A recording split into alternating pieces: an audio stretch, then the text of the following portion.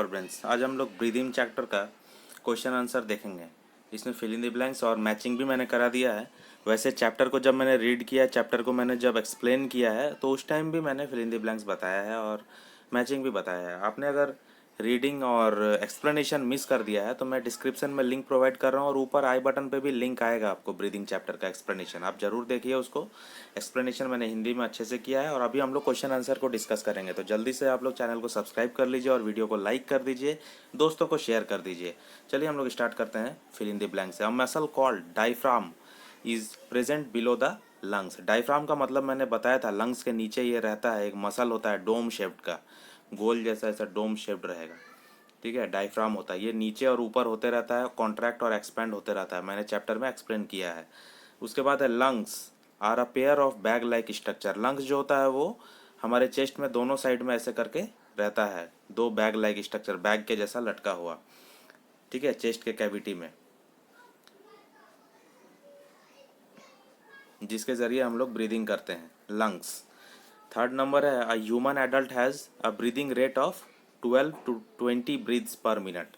तो human adult जो बड़ा आदमी होता है, एडल्ट होता है, 18 साल के ज़्यादा बच्चा लड़का जो होता है, उसका ब्रीदिंग रेट जो होता है वो 12 से 20 बार होता है पर मिनट। ब्रीदिंग रेट का मतलब मैंने समझाया था, क्वेश्चन में भी पूछा गया है अभी नीचे में, कि आगे क्वेश्चन भी पूछा गया कि ब्रीदिंग रेट क्या होता है। ब्रीदिंग रेट का डेफिनेशन आपके बुक में दिया हुआ नहीं है, मैंने डेफिनेशन लिखवा दिया है, वैसे टेंशन लेने की कोई बात नहीं। ब्रीदिंग रेट का मतलब होता है कि हम लोग कितना बार सांस ले रहे हैं, number of times we breathe in a minute.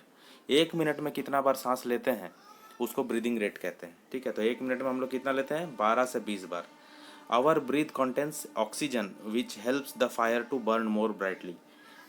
हम लोग जब आग को फूंक मारते हैं, फूंकते हैं जलाने के लिए, तो क्या होता है उसमें, आग जलने लगता है। क्यों?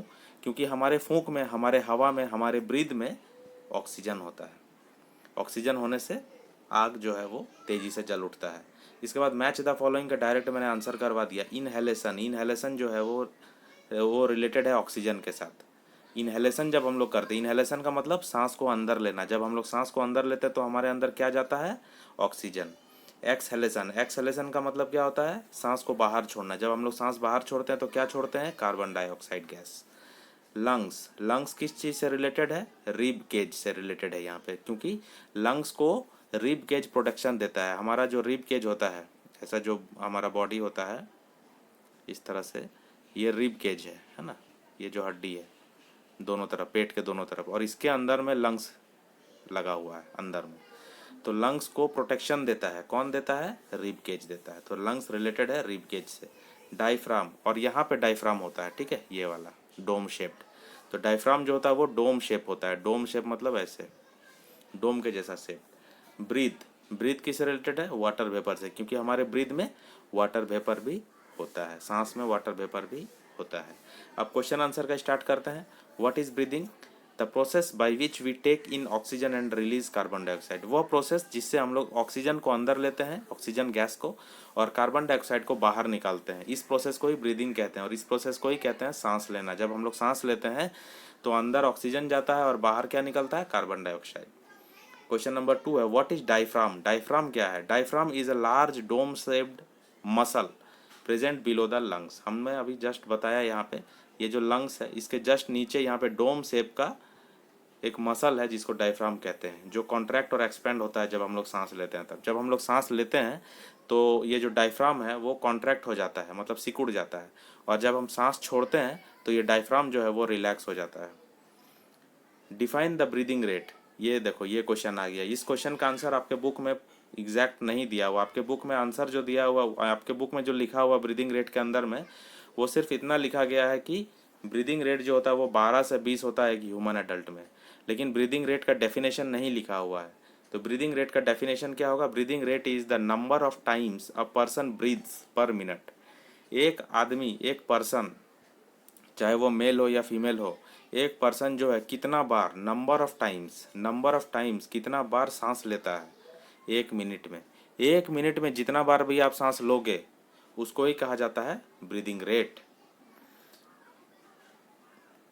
और ब्रीदिंग रेट से संबंधित एक इंपॉर्टेंट क्वेश्चन है कि ह्यूमन एडल्ट जो है वो कितना बार सांस लेता है एक मिनट में लगभग? तो लगभग होता है क्या, वो बुक में दिया हुआ 12 से 20 बार। Why does a mirror become cloudy when we blow air on it? ओहो हो, इस क्वेश्चन का आंसर मिस हो गया। ओके, मैं इस क्वेश्चन का आंसर आपको एंड में ऐड कर दूंगा। पहले हम लोग इसको कर लेते हैं डी का। Explain the process of breathing. Breathing का जो प्रोसेस है, सांस जब हम लोग लेते हैं तो उस समय क्या होता है क्या नहीं होता है, वो हम लोग को एक्सप्लेन करना है। थोड़ा लेंदी होगा, ये ज़्यादा मार्क्स का क्वेश्चन है। The process of breathing involves two steps, inhalation and exhalation. Breathing का प्रोसेस में दो ही प्रोसेस है। इनहेलेशन मतलब सांस अंदर लेना, और एक्सहेलेशन मतलब सांस को बाहर छोड़ना। When we breathe in the oxygen rich air, when we breathe in the oxygen rich air, जब हम लोग सांस अंदर लेते हैं, और अंदर लेने के टाइम क्या लेते हैं, ऑक्सीजन रिच एयर, एयर को लेते हैं जिसमें ऑक्सीजन बहुत ज़्यादा भरा हुआ होता है, तब क्या होता है, द डायफ्राम कॉन्ट्रैक्ट्स। वो जो डायफ्राम है लंग्स के नीचे, वो कॉन्ट्रैक्ट हो जाता है, मतलब सिकुड़ जाता है और डाउनवर्ड की तरफ चला जाता है, नीचे की तरफ, और इस प्रोसेस को कहा जाता है इनहेलेशन। उसके बाद व्हेन वी ब्रीथ आउट, जब हम लोग सांस को बाहर छोड़ते हैं, जो रीच होता है किसमें, कार्बन डाइऑक्साइड में, द डायफ्राम रिलैक्सेज, और डायफ्राम जो होता है वो रिलैक्स हो जाता है, एंड मूव्स अपवर्ड, और ऊपर की तरफ उड़ जाता है। तो दिस इज कॉल्ड एक्सहेलेशन। तो ब्रीदिंग के प्रोसेस में दो ही प्रोसेस है। ब्रीदिंग प्रोसेस के अंदर में दो स्टेप है, इनहेलेशन और एक्सहेलेशन। एक सांस को अंदर लेना, एक सांस को बाहर छोड़ना। जब सांस अंदर लेते हैं तो ऑक्सीजन जाता है अंदर, ठीक है, और डायफ्राम कॉन्ट्रैक्ट होता है, और जब हम लोग सांस को बाहर छोड़ते हैं एक्सहेलेशन में, तब कार्बन डाइऑक्साइड बाहर निकलता है और डायफ्राम जो है वो रिलैक्स हो जाता है। Explain by giving suitable example how hot things made cold. कैसे गर्म चीज़ों को ठंडा किया जाता है और ठंडा चीज़ों को गर्म किया जाता है सांस के द्वारा, फूंक के द्वारा, हमारे मुंह के हवा के द्वारा, ब्रीथ से। Our mother blows over a bowl of hot soup. जब हम लोग सूप पीने के लिए रेडी करती है मदर, तो मदर उसको हॉट सूप को फूकती है करके हवा मारती है। क्यों? ताकि उसको ठंडा कर पाए। This happens because air from our mouth has moisture and is cooler than the soup. क्योंकि ये इसीलिए ठंडा हो जाता है क्योंकि हमारे मुंह से जो हवा निकल रहा है उसमें थोड़ा सा मॉइस्चर होता है, थोड़ा सा पानी का कॉन्टैक्ट होता है, और थोड़ा वो ठंडा होता है सूप के तुलना में। सूप तो बहुत गर्म होता है, तो जब हम लोग हमारे मुंह से ठंडा हवा थोड़ा निकलता है तो उसको वो ठंडा कर देता है। Thus the cool air takes place of the hot air from the bowl making the soup cooler. Soup को कूलर बना देता है हमारे मुंह का हवा। उसके बाद ठंडा के दिनों में during winters we often blow on our palms to keep them warm. हम लोग जनरली अपने हाथ को फूंकते हैं, हमारे हथेली को फूंकते हैं ठंडे के दिनों में, ताकि उसको गर्म किया जाए, ठीक है, और गर्म हो भी जाता है। कैसे होता है?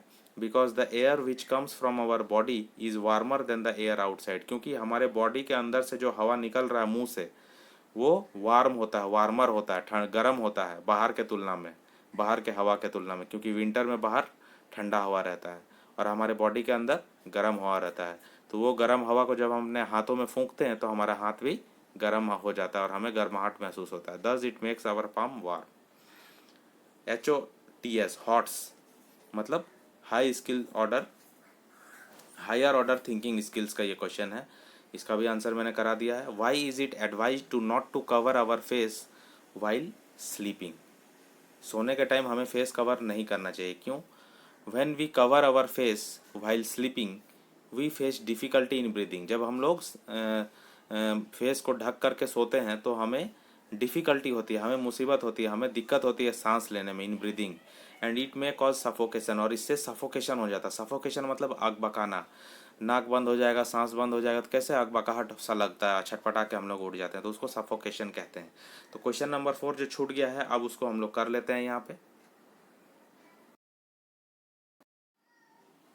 चलिए, क्वेश्चन नंबर 4 जो था वो है why does a mirror become cloudy when we blow air on it. हम लोग देखे हैं कि जब हम लोग मिरर में, जब आईना में हम लोग फूंकते हैं तो वो क्लाउडी बन जाता है, थोड़ा सा धुंधला सा हो जाता है। वो क्यों होता है? तो हमने बार बार बताया आपको कि हमारे जो ब्रीथ है, हमारा जो मुंह से जो एयर निकलता है, उसमें उसमें वाटर वेपर भी होता है, ठीक है, उसमें मॉइस्चर भी होता है।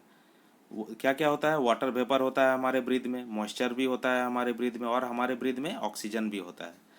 तो इस 3 जगह से क्वेश्चन आ सकता है। और यहाँ पे क्वेश्चन आ गया कि मिरर पे हम लोग जब फूंक मारते हैं तो वो धुंधला क्यों हो जाता है, क्लाउडी क्यों हो जाता है ना? क्लाउडी मतलब धुंधला जैसा।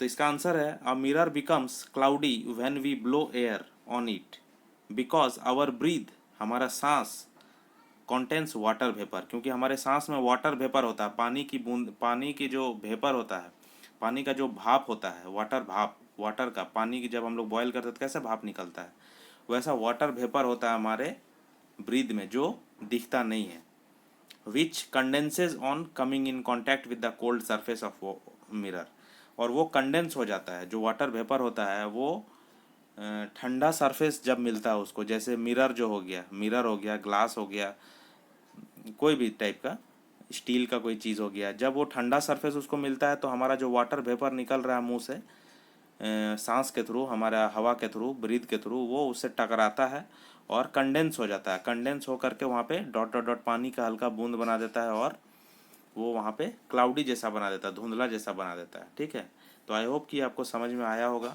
कमेंट जरूर कीजिए आपका क्या क्वेश्चन है, क्या समझ में नहीं आया, और आगे कौन सा चैप्टर आपको चाहिए, ज़रूर कमेंट कीजिए और दोस्तों के साथ शेयर भी कीजिए और सब्सक्राइब जरूर कीजिए और एक लाइक ज़रूर कर दीजिए। Thank you and have a nice day.